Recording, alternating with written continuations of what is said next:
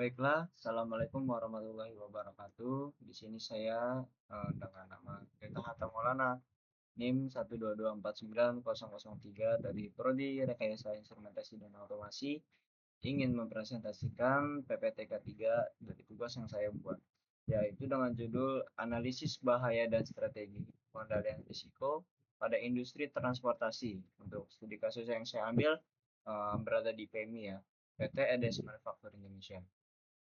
Yang pertama ada daftar isian dari PPT tersebut, ada pendahuluan, rumusan masalah, tujuan penelitian, tinjauan pustaka, profil dari PT PMI, identifikasi bahaya dan risiko, strategi pengendalian risiko, evaluasi implementasi, serta ada kesimpulan. Langsung saja, yang awal-awal yaitu latar belakang. Keselamatan kerja dan kesehatan kerja merupakan aspek yang sangat penting dalam menjamin keberlangsungan operasional pada industri, terutama di sektor transportasi yang memiliki kompleksitas tinggi dalam proses produksi. Seperti pada PT EDS Manufacturing Indonesia, PMI, sebagai perusahaan manufaktur wiring harness untuk kendaraan menghadapi berbagai potensi bahaya kerja, mulai dari bahaya fisik serta kebisingan mesin, bahaya kimia dari asap solder, hingga bahaya mekanik akibat penggunaan alat potong dan mesin produksi.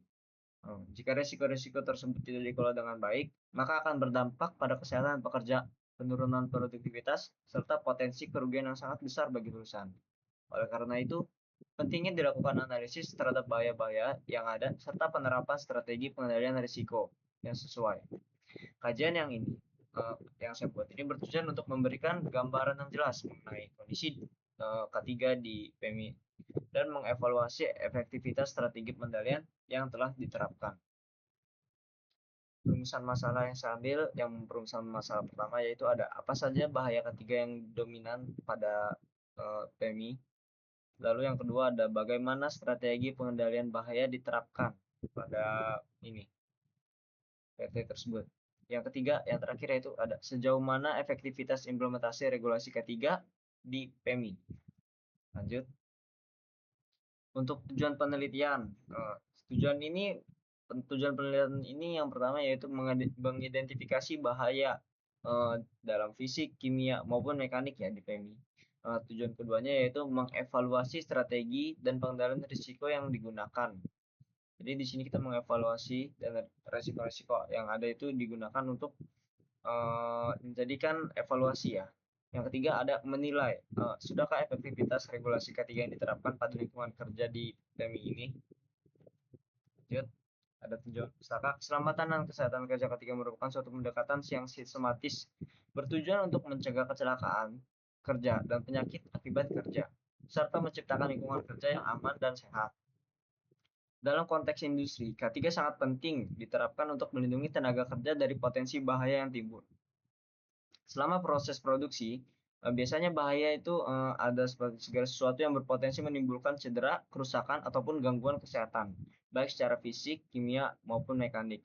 Untuk mengurangkan dampak tersebut dari bahaya tersebut, diperlukannya strategi pengendalian risiko yang strategis. Ini dilakukan secara berjenjang, mulai dari seperti yang pertama mengeliminasi suatu bahaya, lalu melakukan substitusi dengan bahan ataupun proses yang lebih aman, lalu menerapkan rekayasa teknik seperti yang pemasangan alat pengaman, pengendalian administratif melalui prosedur dan pelatihan, hingga penggunaan alat pelindung diri yang sangat penting biasanya sebagai lapisan pelindung terakhir dari segala jenis kecelakaan. Pendekatan ini dikenalkan sebagai hierarki ya, untuk menilai risiko yang menjadi landasan utama dan praktek manajemen K3 di berbagai industri, termasuk di sektor transportasi seperti PMI. Lanjut. Saya akan menjelaskan profil dari PMI itu, PT EDES Manufacturing Indonesia. PT EDES Manufacturing Indonesia atau disebut PMI adalah perusahaan manufaktur wiring harness, yaitu komponen kelistrikan utama dalam kendaraan bermotor atau kendaraan. Perusahaan ini berlokasi di kawasan industri EJIP Cikarang dan beroperasi dengan jumlah tenaga kerja yang besar. PMI merupakan bagian dari jaringan global perusahaan otomotif yang memiliki standar yang sangat tinggi dalam keselamatan dan kualitas. Dalam proses produksinya, perusahaan menggunakan berbagai mesin dan juga bahan kimia yang merupakan pengelolaan risiko yang sangat ketat. Lalu, identifikasi bahaya dan risiko. Berdasarkan hasil identifikasi, terdapat beberapa jenis bahaya yang dominan ya. Salah satunya bahaya fisik mencakup kebisingan dari mesin yang hidup seperti mesin crimping, cutting, serta suhu yang tinggi di ruang produksi tersebut. Lalu ada bahaya kimia. Bahaya kimia ini meliputi paparan asap langsung dari seperti asap solder dan juga penggunaan pelarutan kimia yang untuk membersihkan kabel. Sementara bahaya mekanik berasal dari potensi cedera akibat penggunaan alat potong manual yang bisa mengakibatkan suatu kecelakaan seperti kayak mesin bergerak dan juga aktivitas pengangkutan material secara manual. Semua jenis bahaya tersebut tentu saja berpotensi dan menimbulkan cedera, penyakit akibat kerja ya, atau bahkan kecelakaan kerja jika tidak dikendalikan secara memadai. Bagaimana cara kita untuk mengatasinya? Strategi pengendalian resiko tentunya.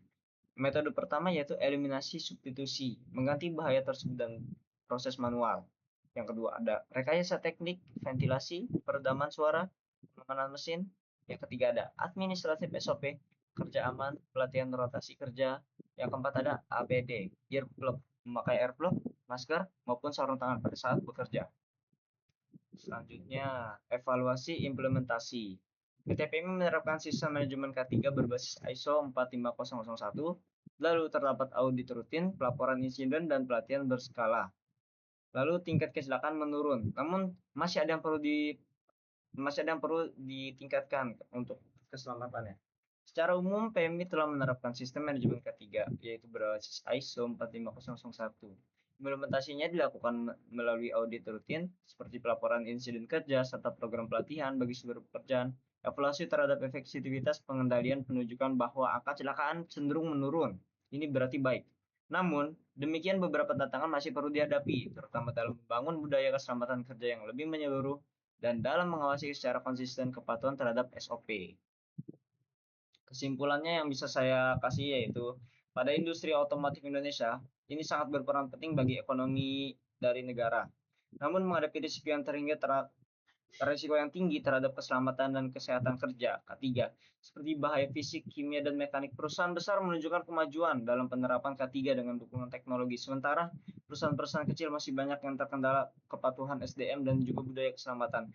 Meskipun angka kecelakaan menurun, tantangan yang asli dan yang ada di lapangan itu adalah struktur dari operasional masih menghambat pencapaian zero target incident.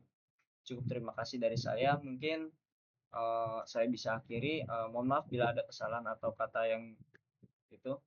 Uh, untuk ini, wassalamualaikum warahmatullahi wabarakatuh. Terima kasih banyak.